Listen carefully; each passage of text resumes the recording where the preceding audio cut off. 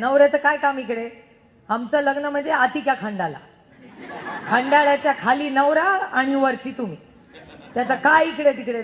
कशाला माझ्या नवऱ्यानी? तुम्हाला असं पाहिजे की माझा नवरा येऊन भाषण करेल, चालेल का? पार्लमेंटमध्ये नवरा जाणार आहे का मी जाणार आहे? नवऱ्यानी कॅन्टीन मध्ये बसायचं, माझा नवरा येत नाही.